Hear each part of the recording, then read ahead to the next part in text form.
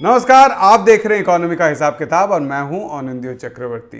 दोस्तों, पिछले कुछ दिनों में एक चीज सोशल मीडिया पे ट्रेंड कर रहा है, चाहे वो आपका व्हाट्सएप फॉरवर्ड आ रहा हो या फेसबुक हो या ट्विटर हो, जहां पर भी आप हैं, कि चाइनीज माल जो है उसको आप छोड़िए और देसी खरीदिए।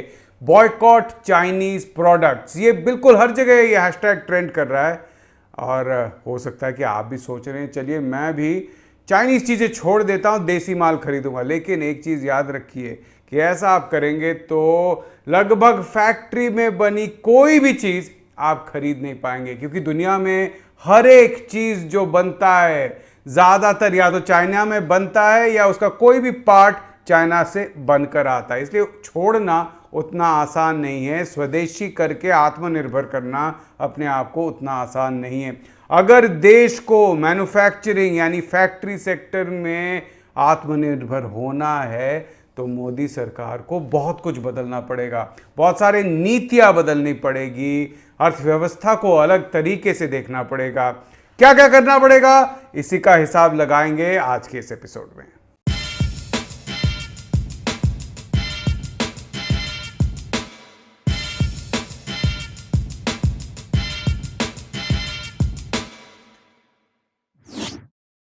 अच्छा, आप सोचिए कि आप चाइनीज माल क्यों खरीदते हैं, ज्यादातर लोग क्यों खरीदते हैं। इसका एक बड़ा कारण यह है क्योंकि ये माल सस्ते में मिलता है। और पहले जैसे हम कहते थे कि चाइना का माल मतलब एक साल चलेगा, आजकल वैसा भी नहीं है। जो हम सेलफोन खरीद रहे हैं या टीवी खरीद रहे हैं या दुकान से जो अलग ब्रांड का मिक्सी मिलता है, हेयर ड्रायर मिलता है, ये सब जो लोग खरीदते हैं, मिडिल क्लास के लोग खरीदते हैं, ये सब चलता है, उतनी जल्दी खराब भी होने का इसका चांस नहीं रहता है। इसीलिए हम चाइनीज़ माल खरीदते हैं। मैं आपको एक कहानी बताता हूँ मेरे एक दोस्त की, और उनका एक बड़ा सा खिलौनों का होलसेल दुकान है पुरानी दिल्ली में। मैंने एक बार उनको कहा कि मैं अपनी बच्चों को वहाँ पर ले जाऊँगा आपके दुकान में, देखना चाहते हैं वो कि खिलौने कितने होंगे। तो उन्होंने कहा भैया ये आपके बच्चों के लायक खिलौने नहीं है, ये तो छोटे शहरों में बेचे जाते हैं, जो लोअर मिडिल क्लास के लोग हैं या थोड़े से गरीब तबके के लोग हैं वो खरीदते हैं ये खिलौने। मैंने बोला अच्छा, ये तो इसका मतलब छोटे कारखानों में बनकर आते होंगे ये खिलौने। उन्होंने बोला एक चीज़ समझिए आप, ये सारे चाइना से बनकर आते हैं। इनका जो क्वालिटी होता है वो ऐसा होता है कि जो आप बड़े दुकान में मिलता है वैसा क्वालिटी आपको मिल जाएगा लगभग, लेकिन वो बहुत सस्ते अनब्रांडेड खिलौने होते हैं। उन्होंने मुझे एक और चीज़ कहा कि मेरा भी अपना एक कारखाना था, पहले खिलौनों का कारखाना था, पुश्तैनी कारखाना था। उनके पिताजी भी ये कारखाना चलाते थे। लेकिन क्या हुआ कि जब से चाइना का माल आने लगा, जो खिलौना बनाने में उनकी लागत पड़ती थी 250 रुपये, वही आज सस्ते में 100 रुपये में वो बेच रहे हैं होलसेल ट्रेड में। यानी जिसका कॉस्ट, सिर्फ कॉस्ट, मतलब अगर वो एक पैसा भी प्रॉफिट नहीं करते, मेड इन इंडिया होता तो 250 रुपये और मेड इन चाइना है तो 100 रुपये। अब आप सोच लीजिए कौन सा वो बेच पाएंगे, कौन सा बेचकर उनका ट्रेड में यानी कि होलसेल बेचकर उनको मुनाफा होगा। अब आप देखिए, ये सिर्फ खिलौनों की बात नहीं है। आप गांव में चले जाइए, छोटे शहरों में चले जाइए, बैटरी से लेकर बल्ब, सेलफोन से लेकर सेलो टेप, सब कुछ चीन में बनकर आता है और वही बेचा जाता है, कुछ ब्रांड के साथ और कुछ बिना ब्रांड के।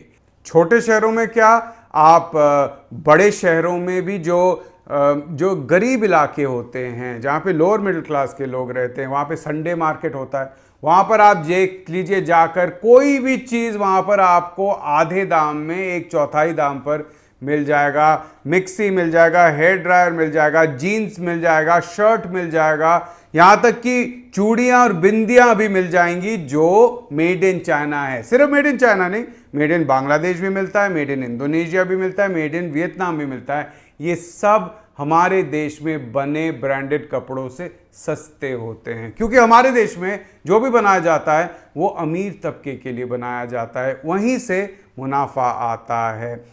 ये क्यों होता है, क्यों हमारे देश में मास मार्केट यानी आम लोगों के लिए जो मार्केट है, इसके लिए चीज़ें क्यों नहीं बनती? इसका मैं एक उदाहरण आपको दे देता हूँ। एक और मेरे जान पहचान वाले हैं जो मुझसे थोड़े बड़े हैं, बुजुर्ग हैं।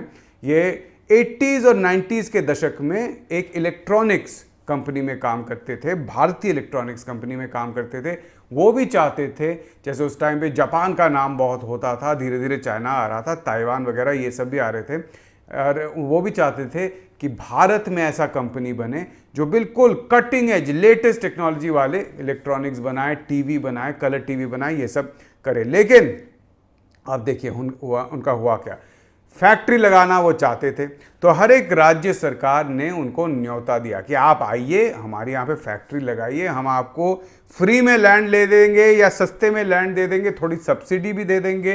तो वो दिल्ली के पास एक छोटे शहर में गए, मैं राज्य का नाम नहीं बताऊंगा, लेकिन एक छोटे शहर में गए, और वहाँ पे जो सरकारी बाबू थे उन्होंने कहा कि देखिए ये लैंड आपको हम दे रहे हैं, ये बिल्कुल बहुत बढ़िया लैंड है। तो वो मेरे जान पहचान के जो हैं शख्स, उन्होंने पूछा अच्छा यहाँ पे बिजली का क्या उपाय है, वो इलेक्ट्रिसिटी सप्लाई कैसे होगा, क्योंकि आप जानते हैं इलेक्ट्रॉनिक्स बनाना है तो इलेक्ट्रॉनिक जो मशीन बनते हैं, जो मशीन चलेंगे या जो भी काम भी करेगा वो बहुत सूक्ष्म काम होता है, उसमें इलेक्ट्रिसिटी सप्लाई बिल्कुल स्टेबल होना पड़ता है। तो जवाब क्या है, जवाब आया कि बिल्कुल इलेक्ट्रिसिटी सप्लाई बिल्कुल, आप अपना जनरेटर लगा लीजिए। अब उन्होंने पूछा कि अच्छा पानी का सप्लाई क्या है, फैक्ट्री लगेगा, यहाँ पे लोग काम करेंगे, हम लोगों को यहाँ पे लोगों को बिठाना पड़ेगा। अरे भाई साहब कोई प्रॉब्लम नहीं है, पानी के सप्लाई का क्या प्रॉब्लम है, बोरवेल बिठा लीजिए, बिल्कुल ज़मीन के नीचे पानी है। तो ऐसे में क्या कोई फैक्ट्री लगाएगा जहाँ पे आपको ज़मीन मिल रहा है लेकिन कोई भी इंफ्रास्ट्रक्चर नहीं मिल रहा है, सड़क तक वहाँ पर नहीं है, अगर कोई मजदूर वहाँ पे काम करेगा, कोई मैनेजर वहाँ पे काम करेगा, बच्चों के लिए स्कूल नहीं है, कुछ भी इंफ्रास्ट्रक्चर वहाँ पे सेटअप नहीं किया गया। आखिर में एक और स्टेट सरकार ने, राज्य सरकार ने उनको कहा आइए यहाँ पे फैक्ट्री बने बनाए फैक्ट्री है, आप यहाँ पर आ जाइए, इलेक्ट्रिसिटी सप्लाई पूरा है, पानी का सप्लाई है, और हम आपको थोड़ा सा लोन भी जीरो इंटरेस्ट पे देंगे। जीरो इंटरेस्ट लोन मतलब लगभग आप देख लीजिए फ्री का पैसा है। तो वहाँ पे फैक्ट्री में काम शुरू हुआ, लेकिन आप देखिए वहाँ पे क्या होता था, मैंने आपको बताया इलेक्ट्रॉनिक्स की फैक्ट्री है, इलेक्ट्रिसिटी सप्लाई बिल्कुल स्टेबल होनी चाहिए। इलेक्ट्रिसिटी सप्लाई शुरू होता था 90 वोल्ट पे, जाता था 290 वोल्ट पे।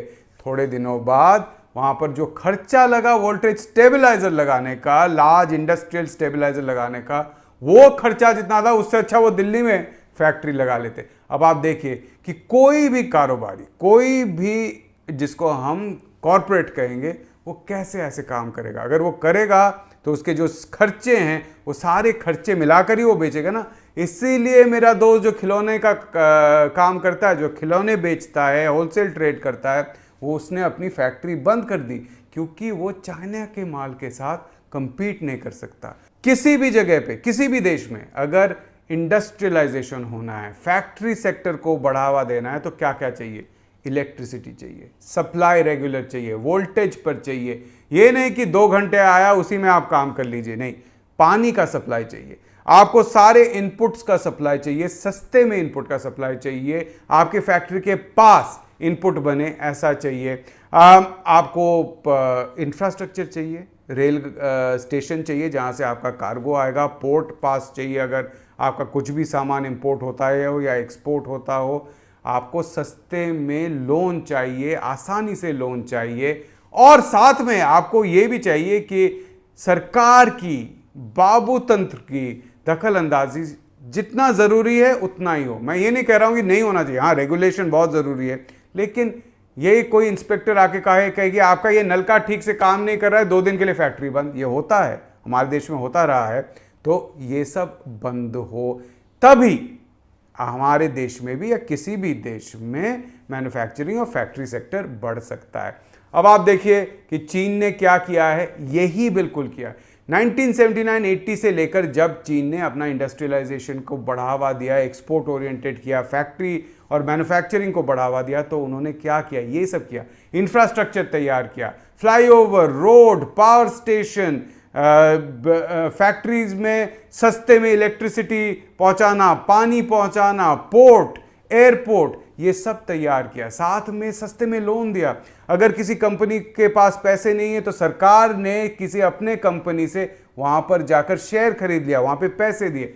इसी तरीके से लगातार चाइना ने अपने जो मैन्युफैक्चरिंग सेक्टर है, जहाँ पे चीज़ें बनते हैं, फैक्ट्रियों में, कारखानों में चीज़ें सस्ते करवाने की कोशिश की। साथ में जितने भी मजदूर हैं उनको ट्रेनिंग दिया, अच्छे अच्छे टेक्नोलॉजी का ट्रेनिंग दिया ताकि वो लेटेस्ट टेक्नोलॉजी में काम कर सकते।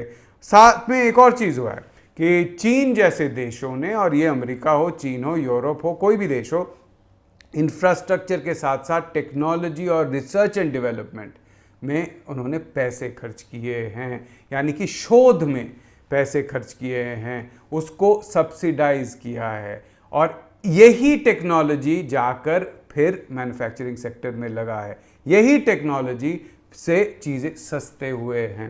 तो क्या भारत ये कर रही है? जी नहीं, भारत ने कभी भी ऐसा नहीं किया है, इसलिए हम पिछड़ गए हैं। अगर मोदी जी सच में चाहते हैं कि भारत आत्मनिर्भर बने, सच में चाहते हैं कि मेक इन इंडिया बने, सब कुछ मेड इन इंडिया बने, लोग देश में बने चीज़ें खरीदें, तो उनको सब्सिडी देना पड़ेगा, निवेश करना पड़ेगा, सस्ते में इनपुट देना पड़ेगा, सस्ते में इलेक्ट्रिसिटी देना पड़ेगा, इंफ्रास्ट्रक्चर तैयार करना पड़ेगा, और साथ में बाबू तंत्र को कम करना पड़ेगा। ये सब करना पड़ेगा, लेकिन हाँ, रेगुलेशन की ज़रूरत है, सरकारी निवेश की ज़रूरत है। ये देखना पड़ेगा दूसरे तरफ की लोगों को नौकरी मिले, क्योंकि हाँ, आप चीज़ें बनाइए लेकिन लोगों के पास पैसे ना हो तो वो खरीदेंगे कैसे? इसका पहला उपाय है कि लोगों के हाथ में पैसे डालिए, नौकरियां बढ़ाइए। कोई भी कारखाना, कोई भी कंपनी अगर नौकरियां बनाए तो उनको इंसेंटिव दीजिए। आप कहिए कि जितनी नौकरी आप ज्यादा करेंगे आपका टैक्स उतना कम हो जाएगा, उतने सस्ते रेट पर आपको बिजली मिलेगी, और अगर आप नौकरी प्रॉमिस करके नहीं करेंगे तो आपका टैक्स दोगुना हो जाएगा। जहां जहां हो सकता है ऑटोमेशन को अलाउ ही मत कीजिए ताकि लोगों को नौकरी मिले। जहां जरूरी है वहां पर होगा ही। अगर आप बिना जरूरत के ऑटोमेशन करेंगे तो आपका टैक्स का रेट बढ़ जाएगा, आपको बिजली सप्लाई ज्यादा रेट पे देना पड़ेगा।